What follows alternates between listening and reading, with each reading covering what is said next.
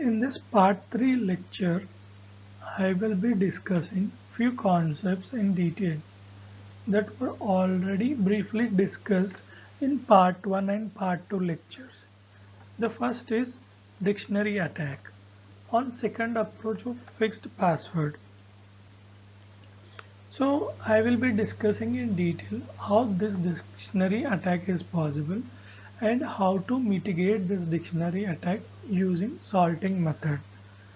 Then I'll be discussing nonce and timestamp with respect to symmetric key, cipher, challenge response authentication. And also I'll be discussing when a replay attack can be possible. Then finally I'll be discussing Fate-Shamir zero knowledge protocol in attacker's perspective. In fixed password entity authentication, there are two entities, the claimant and the verifier. The verifier maintains a password file which has two components, the user ID and hash of the password of the user. For example, when user sends the ID and the password, the verifier generates a hash of the password and then compares the hash value with the one stored in the password file. If there is a match, the user is granted access, otherwise access is denied. In this case, the password file does not need to be read protected because both the values in the password file are not confidential data. We will see that though an attacker doesn't gain any additional information by accessing the password file, but there is still a possibility of dictionary attack. I will discuss in detail in the next slide what is dictionary attack and how to make the attack more difficult.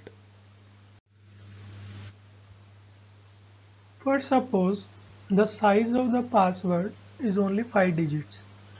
The attacker maintains offline table where it stores all the hashes of the 5-digit passwords. As the password file is not read protected, the attacker has access to it. So the attacker can get the password file and search the second column entries of the offline table to find a match. Once the match is found, the attacker can go online and use the password to access the system. As long as the password is small, there is always a possibility of dictionary attack.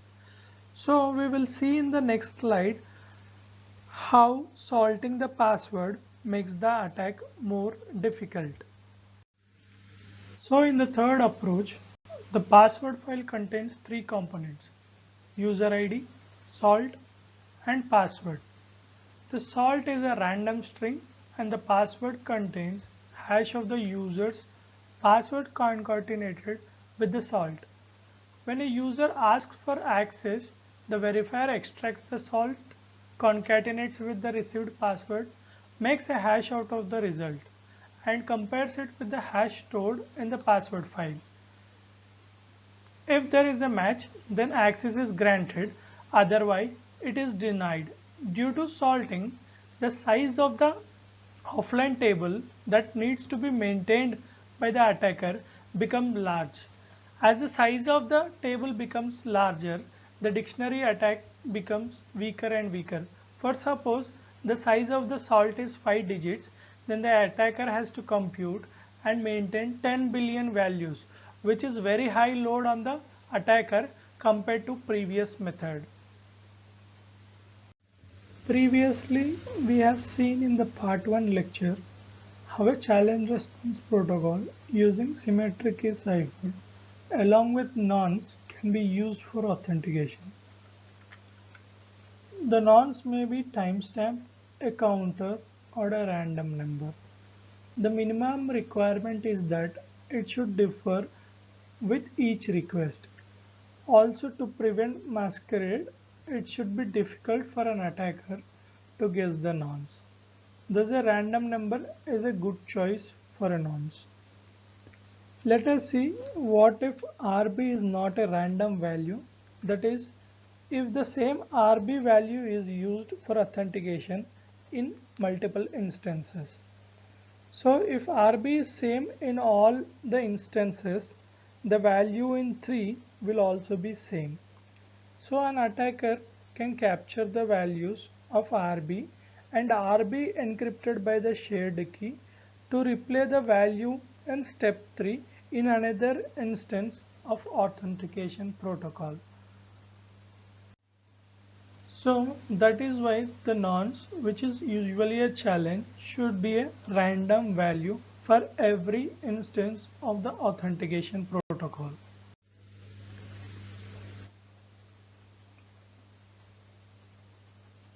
In timestamp based authentication, timestamp is one type of nonce where instead of using a random RB, the claimant directly uses the time from the clock and encrypts identity along with timestamp using the shared secret. This allows the verifier to verify the claimant using the values of timestamp. This verification will be properly done only if the two clocks of the systems of both claimant and verifier are synchronized. If not, for example, if the sender clock is ahead of the intended recipient's time, an opponent can intercept a message from the sender and reply it later when the timestamp in the message becomes current at the recipient's site. This replay could cause unexpected results. So, timestamp should be cautiously used for authentication purposes. We have already seen in part 2 lecture how a claimant who knows the secret value S executes a round of Fiat-Shamir protocol. Now I will be focusing on the attacker's perspective on this protocol.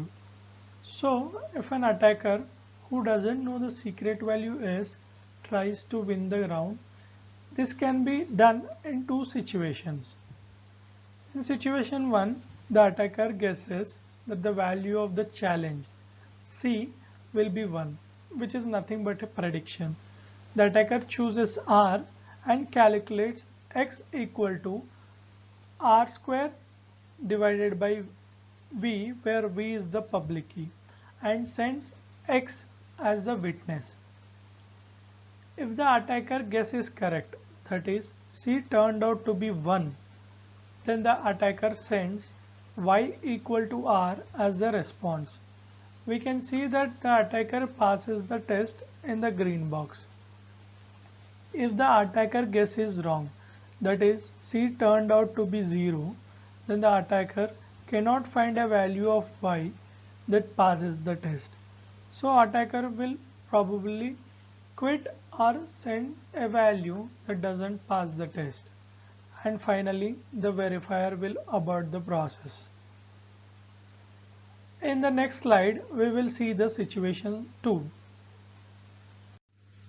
So in situation 2, the attacker guesses that the value of C, that is the challenge, will be 0. Attacker chooses R and calculates X as R square and sends X as a witness. If the attacker's guess is correct, that is C turned out to be 0, then the attacker sends Y equal to R as a response. We can see that the attacker passes the test in the green box. If the attacker guess is wrong, that is C turned out to be 1, the attacker cannot find a value of Y that passes the test. So the attacker probably quits or sends a value that doesn't pass the test, and finally the verifier will abort the process. Further, we can see that for each round the probability of attacker to win the round is half, because it depends completely on the challenge whether he is choosing 0 or 1. So if it is repeated for n rounds, the probability of success to win all the rounds for the attacker reduces. This is nothing but the probability is 1 by 2 over n, where n is the number of rounds.